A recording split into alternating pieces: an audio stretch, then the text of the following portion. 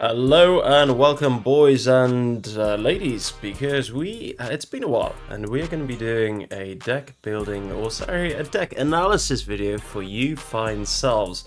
Now, what is this helicopter? And if you guessed that this is indeed the Mi-24, you guessed correctly.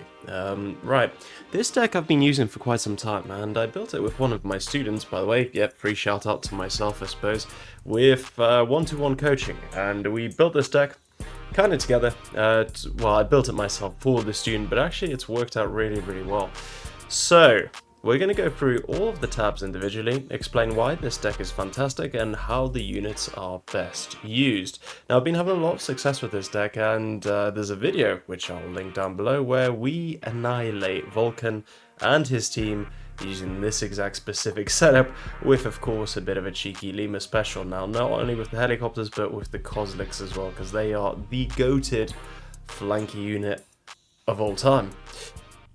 As per tradition, we start with the Recon tab and we work our way down. So, starting first, cheapest sniper in the game. Any questions? No. Sweet. It's got the stuff, it's got the vision, and it's got a laser. So, yeah, nice and dandy there. You don't actually use these to fire, just for a bit of reconnaissance. But to supplement the reconnaissance, obviously you've got the BRDM3. Obviously it's a BTR 82. With enhanced optics and a weapon. Right, I've been struggling with these because they've lost their 1.25 stealth. They're just a normal car these days. They do have decent-ish vision, but they cost 80 points. When we look at other BTRs, so they're 75 points, but obviously they've got a fair bit more firepower with the Conkers right there.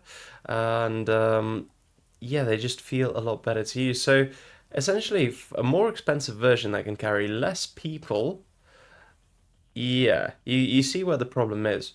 Now, a lot of people have been using them like this again, and that is absolutely fine if you want to do it. It's probably the wiser thing to do. I probably would do this too if I didn't have an abundance of recon infantry here. So for the time being, I'm going with this option. I'm trying to see how it goes, maybe get it into the back line as a suicide little flanky unit, although that's actually what the Kozliks are for. Yeah, best thing to do, it's up to you. You can obviously stick to this turret. You definitely don't want to use the default, there's really not much point to that, or just go for a recon station. And if you do go for the recon station, you don't even need to upgrade the armor, because the chances of it actually getting discovered and fired at, you know, you hope it's not going to come to that, so don't worry about that. The flanky units, as we've already mentioned, is the legendary Kozlik. By the way, here's a better view. The legendary Kozlik is, it just works absolute miracles for me. It does exceptionally well. And even when you send one or two of these as a suicidal unit, like in that Vulcan game, we managed to kill a pack, STT, a helicopter as well, killed a Viper with that KPVT machine gun. It is very effective. So yeah, again, for 45 points, you can do a shit ton of damage. So it's absolutely worth it every time. I'll talk about the infantry in a second, but let's have a look at the Corsair. I found these to be extremely disappointing. Now, there's an argument to be made that the thermo barracks do actually work okay-ish. They do get the job done most of the time, and obviously if you find lightly armoured vehicles, you're going to one-shot quite a few of them. Doesn't happen a lot in America's case, only the packs basically, but if you do manage to send these through, then they work great. But the problem is, I've had two of these looking for a sniper, and the sniper just shoots them down. It's actually a bit frustrating. So I do think, what's the point? But yeah, I guess they do help you scout a few out. Plus, it's always good to have a drone in your deck, even if you're not exactly planning to use it. Only 75 points in the grand scale of 10,000. It's not a lot, so yeah, do stick that in. Oh yeah, here's the comparison, obviously. Yeah, you may as well have the cheaper version if you just want a scouty vehicle, so there we go. Sweet. Oh, well, I mean, the same argument can be made for this. If you're going to go for a scout vehicle, you may as well even go for this one. But obviously, it is mega slow.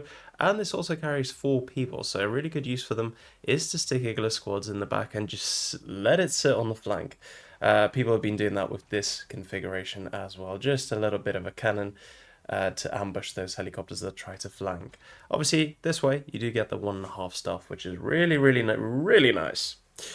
Cool. Let's move on to the other units. So, fighting infantry. Now, Diversante, they used to be 100 points for these RPG 30s. If you didn't know, and I'd be very surprised, is these cannot be intercepted by APS. So, when we look at the RPG 28, destroyed by APS, plus means yes. These cannot be intercepted by APS, and that's because it's basically two projectiles firing at the same time. So, the APS hits the decoy, but not the actual warhead that is going for it. Very, very respectable penetration, 659, yeah, good damage. It obviously does really well. You can only get two of these, but if you do use them as ambushes, which is obviously the name of the loadout, they do work really well. You can, of course, use them as informers, absolutely nothing wrong with that, but you've already got the snipers, so I wonder why you need basically a more fighty sort of recon. It does have smoke, of course, which is really nice, but I don't really see a purpose for them in the deck because these guys do the job slightly cheaper. 15 points, not a lot, but I think it's worth it. Yeah, so this is my preferred loadout, and honestly, they're just, I mean, they've got 10 armor, the AK-15, obviously not the strongest squad by any means, but if you just keep it in your front line along with your other guys, they will do, especially if the enemy's using a lot of armored vehicles, they do ambush really, really well, but definitely don't stick them on the front line or anything like that. If you just want stealthy cannon fodder, though, that's where these guys come in. So 50 points, you get 4 RPG 26s, and they're quite good just because of how cheap they are, spammable, and ambushy. Yeah, very ambushy with the RPG 26s. Again, you don't have the APS benefits, but for 50 points, obviously you can almost get two of those squads for the price of one.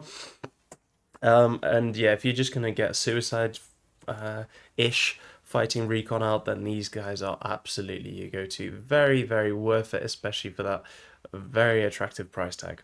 Now, the Spetsnaz GRU.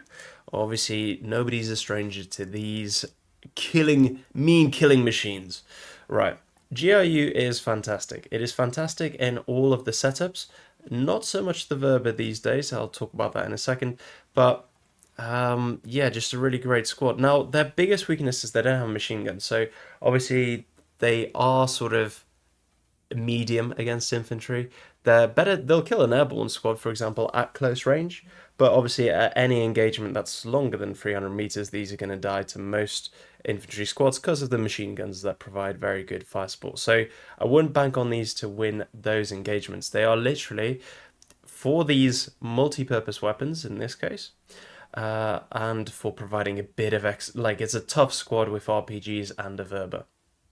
Now, the reason you don't really want to go for double Verba setup, I used to really enjoy this, no longer, just because you only get two of them. So obviously, if that's going to be your main AA format, you're only going to get two squads with AA, which is not good enough. Now, the Verba is the best manpad in the game, there's no doubt about that whatsoever, but you've got enough anti-air in the form of things like the Asa and the Strela that you don't actually need the AA capability. Now, I'm still going to take it because, end of the day, I like the mixed use capability. It makes it really good for stuff like flanks. Like, people aren't going to send a Delta Force or potentially like this will lose to specified CQB units, like for example Rangers RRC in the CQB format or Pararescue. These guys will lose to them, but it's got a really good bit of everything. So if they're supported with a BTR, for example, they do become very, very capable even on their own. Now, free Verbers obviously aren't enough, and free RPGs aren't enough. So there is definitely a strong argument to be made that everybody should just use them like this. And I absolutely support that. Like that is a lot of very capable, very hefty firepower from the RPG 28.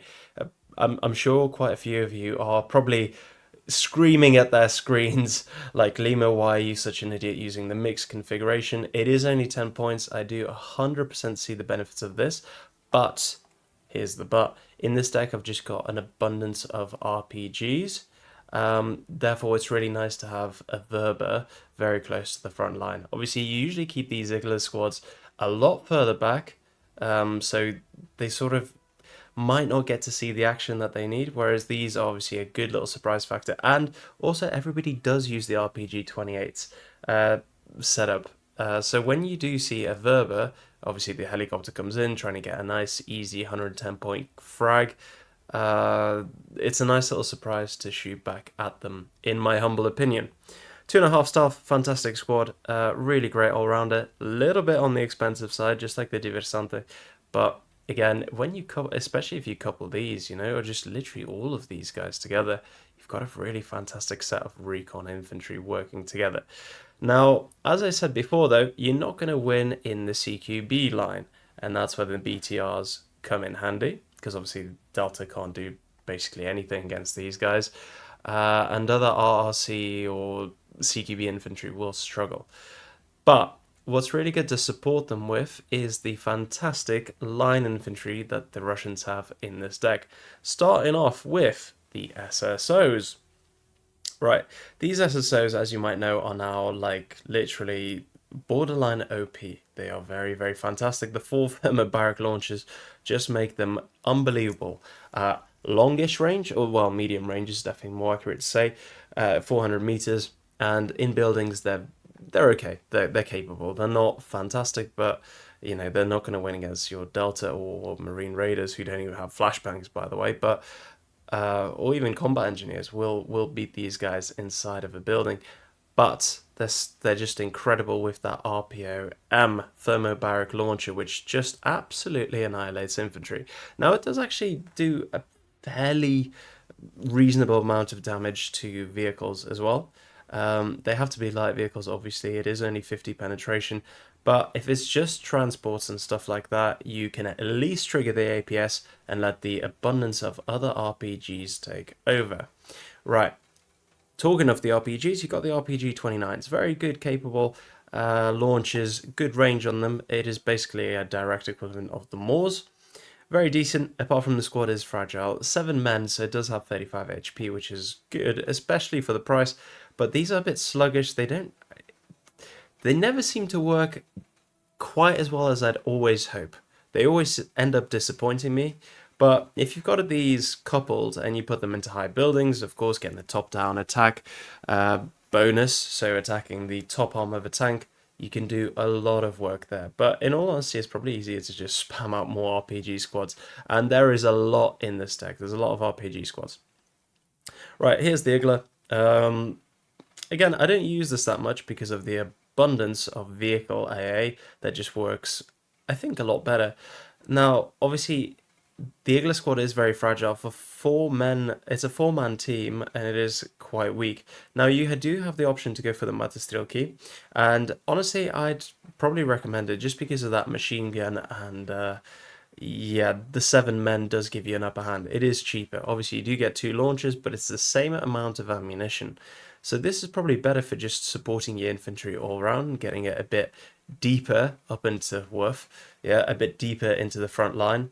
But yeah, I do prefer the double launcher here just to support the Verbers with the extra range. But like I said, I rarely actually deploy these guys just because of how fantastic and cheap.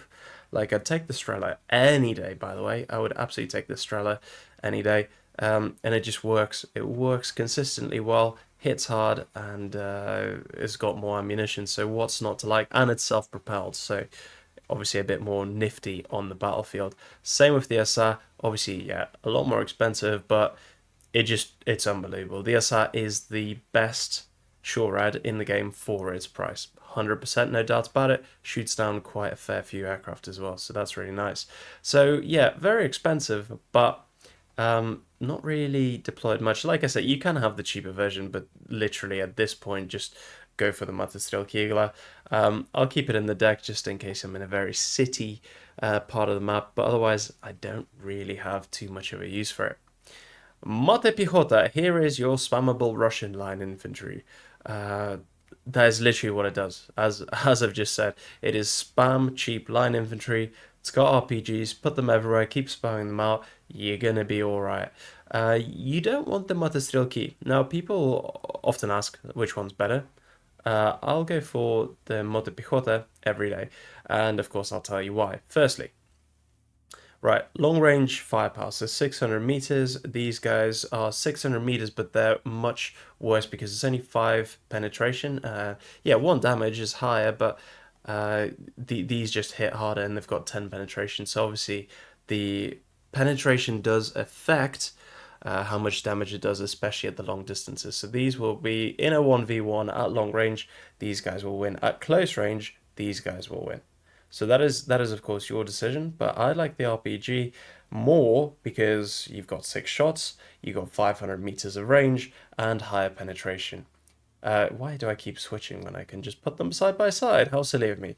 There you go. These work absolutely fine, very serviceable. The other difference to note is, of course, that these guys do have an extra man. So yeah, one extra man, extra 5 HP. So that's absolutely worth it too. Yeah, one extra bazooka. You're not expecting to use all 6 bazooka shells, but it's a nice thing to have. Ultimately, these guys are your cannon fodder, really. But we wish them the best of luck. So that's that. Pulimechki. Right, we can dispense with the Matestrilki. Pulimechki. I've only recently put them with the 50 cals because when you look at, let's pin it up again side by side. When you look at the stats, right, on paper, these do more damage. And at 600 meters, or when they're firing at each other, these two squads, I've tested it, even though the 50s obviously got much higher penetration, when these two squads fight against each other, the results are neck and neck. There's a bit of RNG. The Pulimechki might win, but they'll be on 1 HP. So it is very, very, very marginal. Here you got 3 machine guns. Here you've got 2. That's where there's really not that much difference. And there's only a 5-point difference as well. But again, you get an extra RPG with the Pulimechki, which is why I like them. Yeah, okay, there's an argument to be made that the cord obviously has more range. Yeah, that is a very, very valid argument.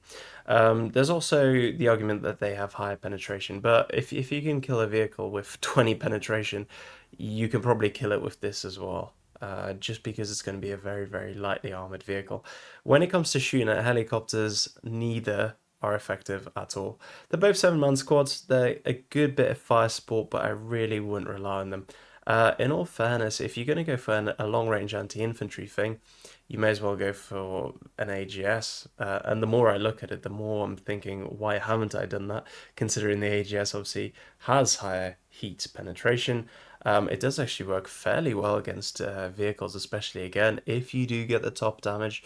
Top attack damage, yeah, seems like a much, much better option, does it not?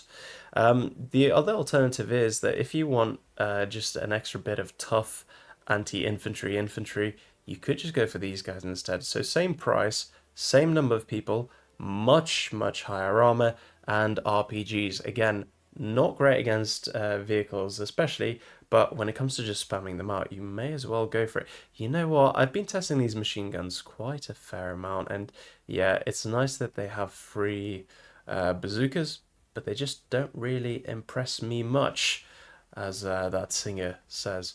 Yeah, instead I'll do this setup with the BMP3s, which are still relevant in the game, by the way, but obviously not as much. Oh yeah, and I completely forgot that with the update, you can have machine guns and AGSs together. So yeah, there we go. We've got that arc covered as well. People ask, yeah, what's better, Metis or this? I'm actually strongly swaying towards these guys just because the Metis is awful. Everybody knows this. But these guys are better dealing with infantry. And you still get an RPG, which is, again, if there's enough RPGs, you're going to eventually do enough damage. So yeah, the range is pretty pathetic, and I do actually just like having AGSs. I've always enjoyed having them in the game. They're not particularly amazing, but I just enjoy them. So can you put a price on that? No. Cornets. Yeah, we've got Cornet. Just the one, 1,600 meter range, unupgraded. It never really delivers. It never does that well for me. There is absolutely, definitely no point upgrading it to the much more expensive version. So yeah, I keep them in just because situationally they might be useful. But these days it's much better to rely on ambushy RPGs or realistically tanks, which is what the next thing is going to be about after we cover the infantry fighting vehicles, IFVs. Cool, so there you go, RPGs and launches. That it's the name of the game. Abundance of RPGs, and with enough infantry, we'll kill the American superior infantry like Delta Force, etc. SSO, obviously, still fantastic. Very, very good infantry. Like them a lot. Now, so what vehicles do I have to transport all my infantry on? So apart from the supply truck, which is, I'll just quickly show you. Apart from this bad boy, which does a lot of the heavy lifting, the fighting vehicles are the BTRs. That's the main one that I use the most. K16, just in case I need basically just a cheap transport. Very useful for evacuating pilots as well, stuff like that. So yeah, nice cheap vehicle, just get troops onto the battlefield. It has 40 supply, that's worth noting.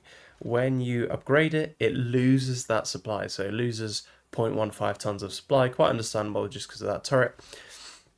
Although it's an unmanned autonomous turret on these Russian vehicles, but yeah, as in the commander controls it from inside, not inside the turret. Um, anyway, I digress, but the best thing about these things is that they are like basically battlefield ambulances. Half a ton of supply can actually patch your squad up, especially these guys. These guys, you know, where they don't have expensive ammunition or bazookas to patch up. So let's have a look at the resupply cost for those. Okay, so supply weight is 25 kilos. Yeah, so 4 rockets is zero point 0.1. And yeah, each 1 HP of life, 1 HP is zero point 0.1 supply. So wait, that's not quite right. Sorry, I need to rephrase that. Point 1 HP is 0.01. So obviously to get 100 HP, it's 0.1 of supply. So like I say, they work fantastically as battlefield ambulances. Now the K16 here has got APS, and that is just to get the CQB guys like the SSO close to the building with APS protection. I rarely use this vehicle, I'll be very honest with you. There's not really much need for it, but in some specialized situations you want the APS just so you can approach a very hot zone and jump these boys out to do their job.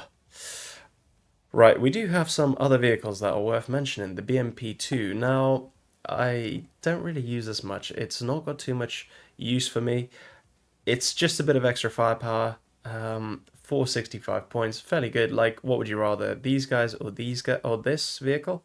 Tough decision. Yeah, obviously it depends on the situation, right? In an open field, take these any day because they'll defeat a Delta Force for you, no problem.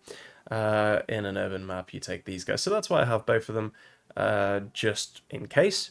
BMP3 is a little bit more obsolete these days, but the Store Jammer does actually work. That 30% ECM does work quite nicely. Now, there are problems with desync, and I mean, this game does not suffer from a shortage of problems.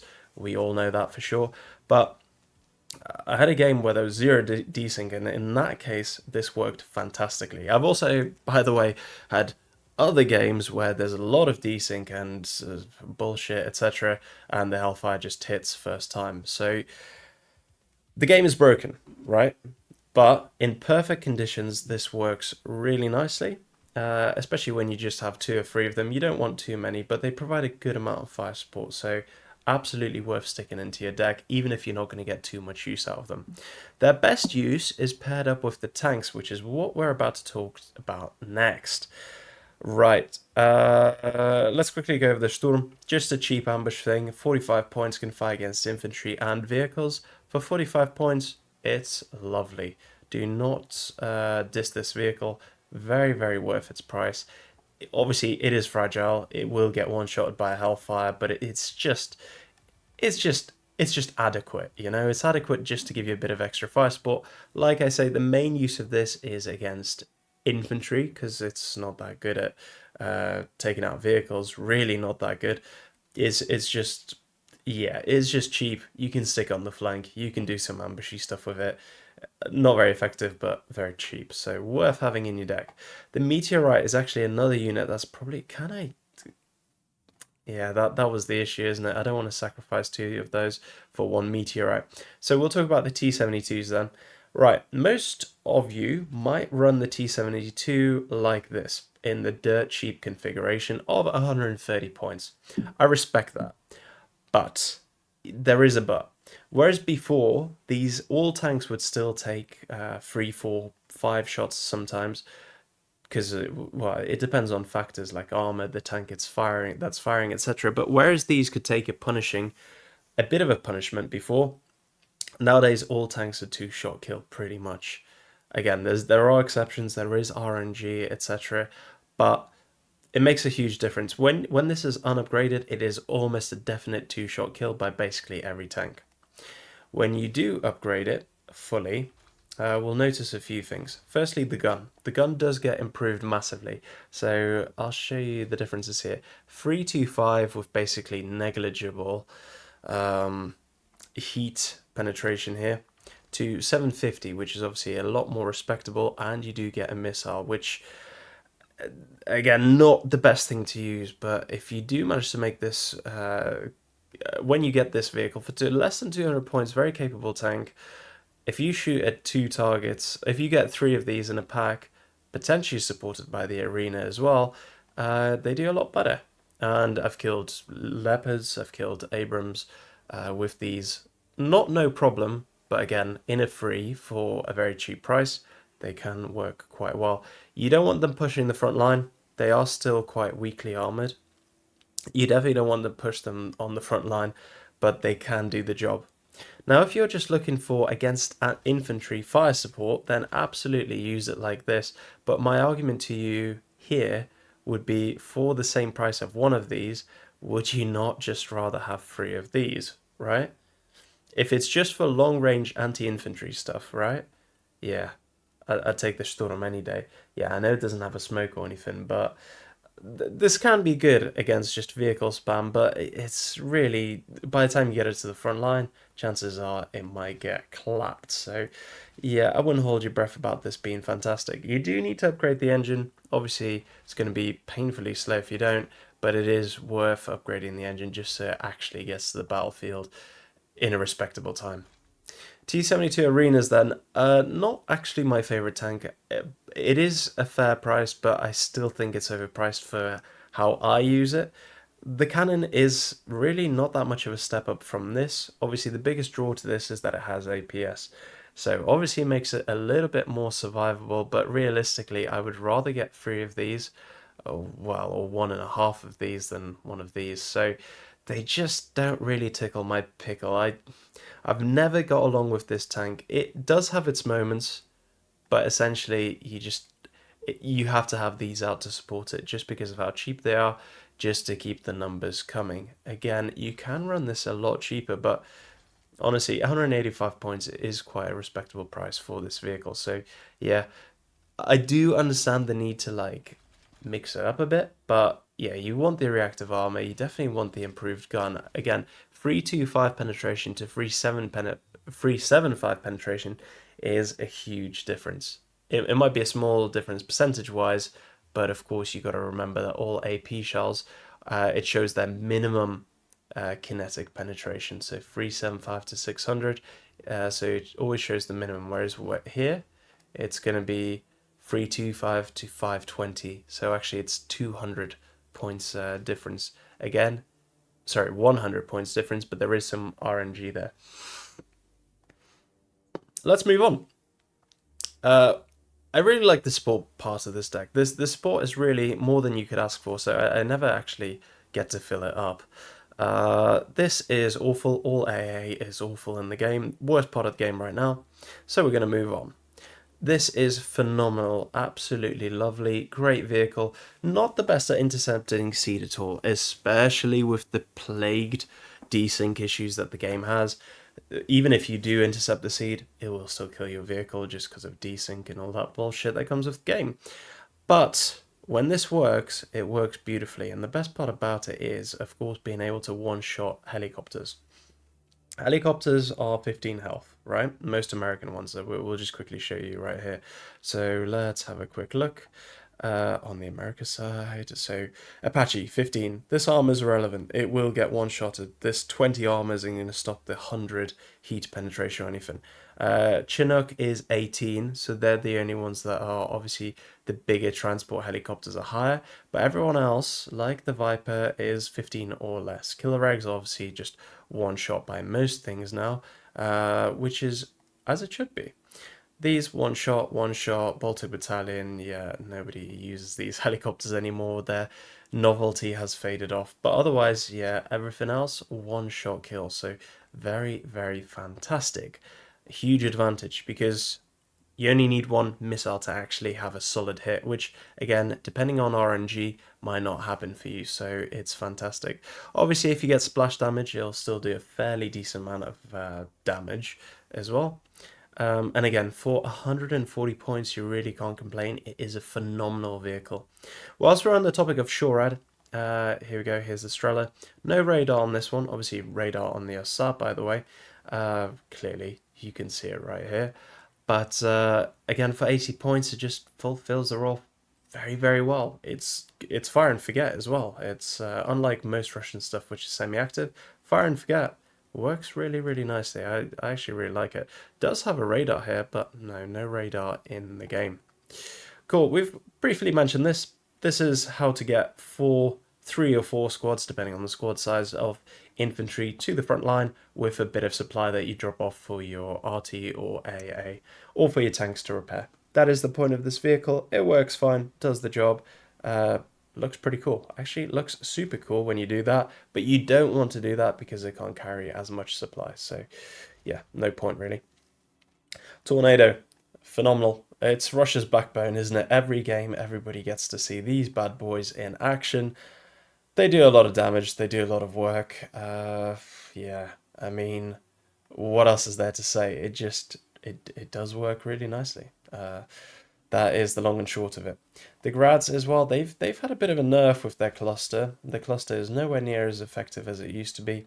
Incendiary, always struggle with that word, is just a bit of a meme. It doesn't really do much. It was really nice when the game first came out and everybody had them on Incendiary. It was actually really, really effective, and it created a wall of flame for nobody to get past. I really loved it on that configuration. But now, for 125 points, my god, is it effective for its price.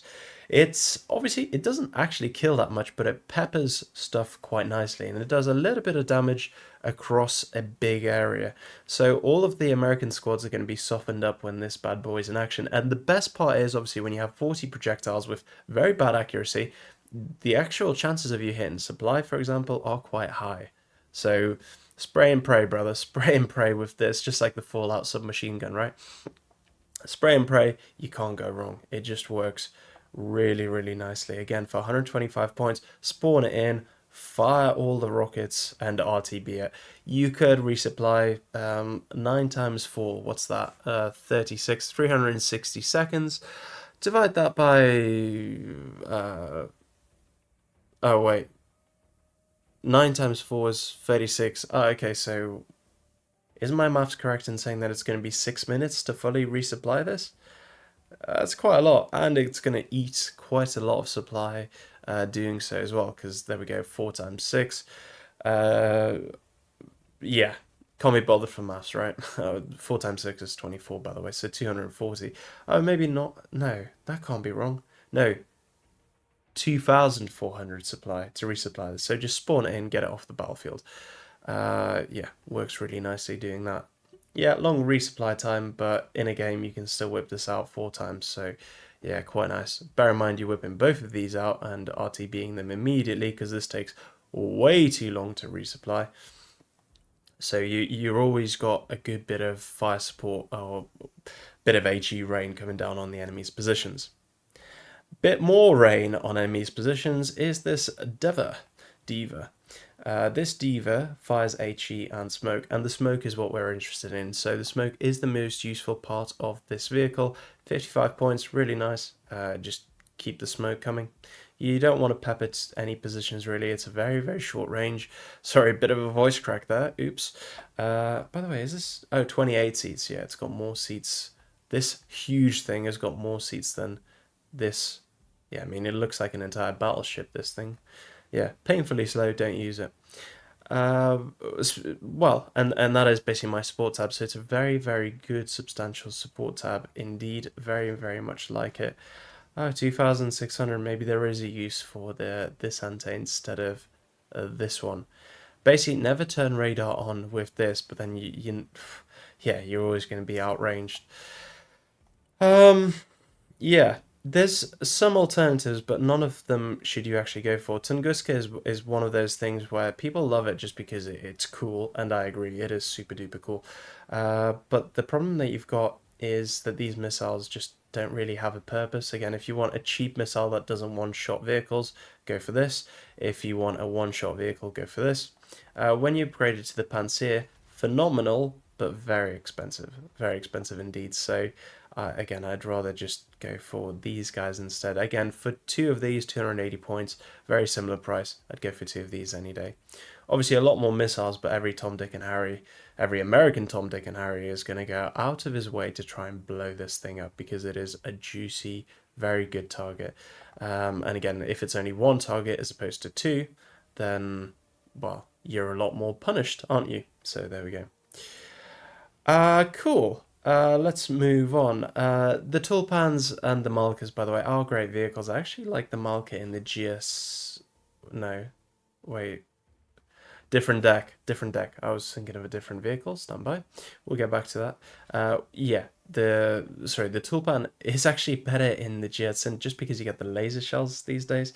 I still like the Tulpan, don't get me wrong. It is iconic, it is brilliant.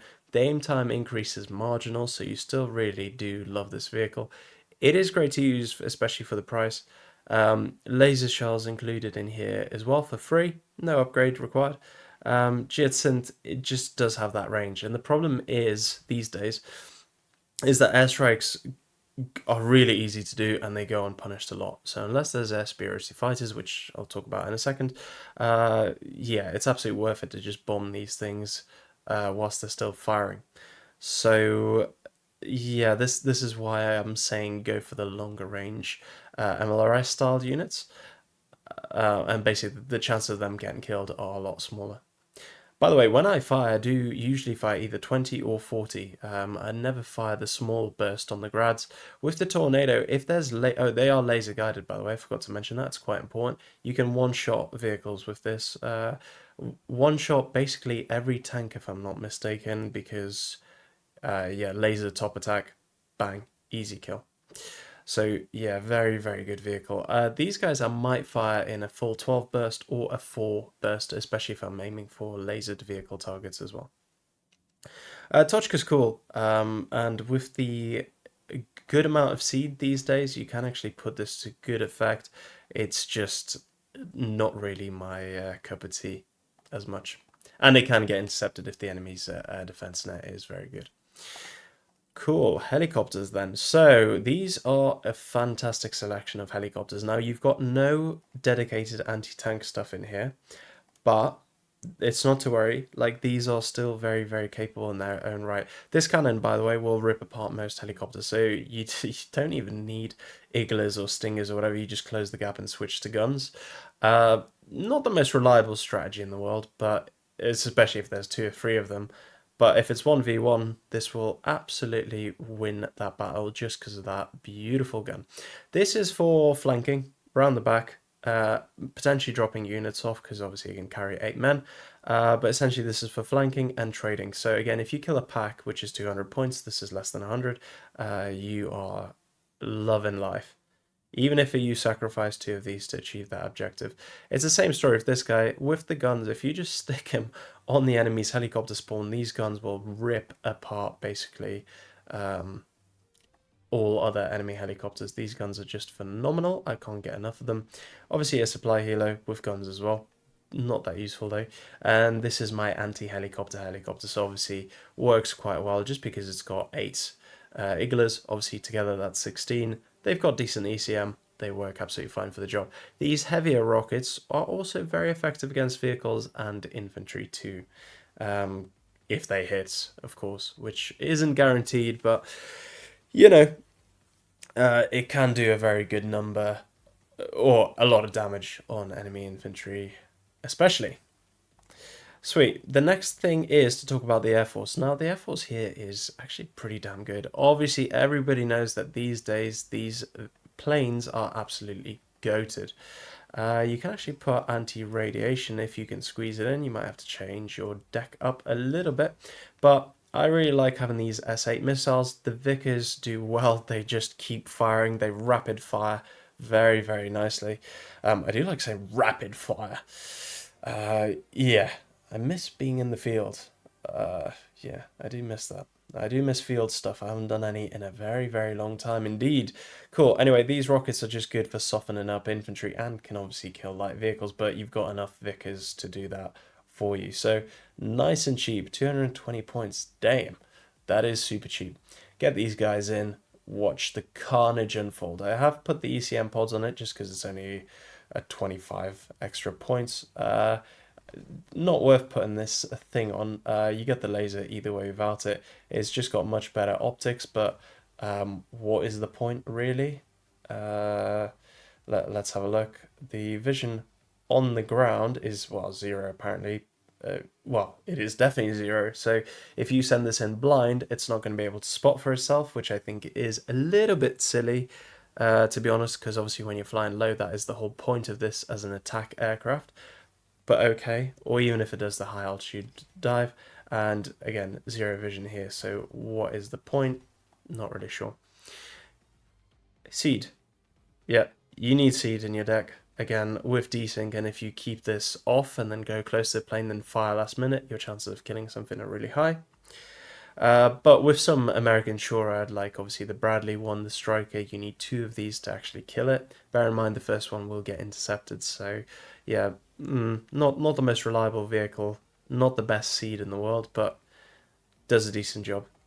SU-24, it's gotten more expensive, but I still love it. Oh, by the way, yeah, this is definitely something that's worth showing to you guys. This is something that's very close to my heart and very beautiful. Right, let's have a look at this, shall we?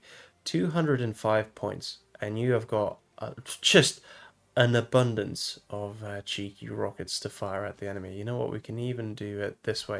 175 points. You get this in as a suicide plane and cause some carnage. It's very good. It's really, there's nothing to disapprove of here. It just works. An absolute dream. There we go, stick some ECM on it just to make it even more survivable and to irritate the enemy forces.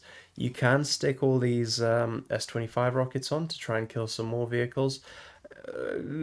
Too expensive for my liking. It looks cool, that's for sure, but it is a bit too expensive for my liking, that's for sure. So yeah, if you are going to send this in as just a rocket aircraft, and it can do a fairly good job with all of these rockets firing, then this is the configuration you want. Or actually, sorry, just a little bit of a cheaper one. There we go. This is the configuration you want. Very good price and very good effectiveness for said price. But another alternative is to do this instead. So 230 points. These missiles aren't great. Sorry, these missiles aren't great, but they're good enough. They're good enough, especially for this cheap price. You kill one tank, you've basically broken even. You kill one and a half or two of them, then you're in for a good time. So yeah, definitely don't scoff at those rockets. And again, you've got seed as well, so it's a nice double whammy. Obviously, they are both incredibly slow. They do take forever to reach the battlefield, so chances of them getting shot down are fairly, yeah, fairly high, to be fair, with the abundance of sexy eagles and decks. The chances of them getting shot down are, yeah, quite high indeed. But if you don't mind a bit of, yeah, a bit of disappointment and some really good firepower, especially for the price, then absolutely get both of these bad boys in. They work really, really nicely. Anyway, no space for it in my deck, but instead what I've gone for is the MiG-29, which is a really good fighter, especially for the price. As you can see, I've got R77s on it. It is sometimes worth having the R27 in it. It really isn't as strong as the other missiles and has less range, but you're going to fire more missiles quicker. So that is the only sort of upside. Bear it in mind. It's definitely an option, but I'll stick to my R77s. I think that is the superior, better missile, and it tracks better as well. So worth it. Oh yeah, worth mentioning that that is a semi-active. So you have to keep your aircraft basically locked on, facing the enemy aircraft for these to actually have a chance, even a chance of hitting. If you turn away with afterburners, then you're guaranteed to miss. But as we say, you know, for the price, this is quite effective. It is a very good tool. So there we go. Right, Is this a good time to wrap it up? I think so. Oh yeah, you could just get two of these instead. They rip apart vehicles like there's no tomorrow. Can't squeeze it into this deck, but something I could potentially do in the future. Are you sick and tired of listening to my voice? I hope the answer is no, but if it is yes, then I understand. I'm not going to take it personally. Either way, I love doing these deck videos for you guys. The deck file is on Discord already by the time you watch it.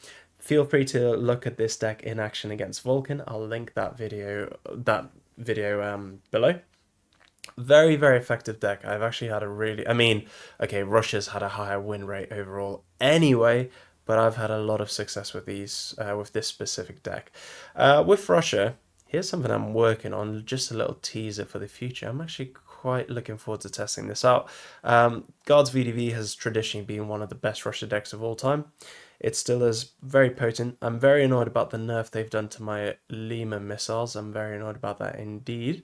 But everything else is yeah, it's a very strong deck too. So if you want to watch that video, look through my deck playlist, which is linked as well. Right, hope you enjoyed that. Like I say, this deck does have a huge amount of stuff going for it, especially with these cheap T72s. I actually really like them. AA, long range, dog shit, close range, phenomenal. Infantry, very, very capable indeed, especially the SSO, of course, no surprises, especially the Recon infantry, which has obviously a really nice range of cheap and expensive.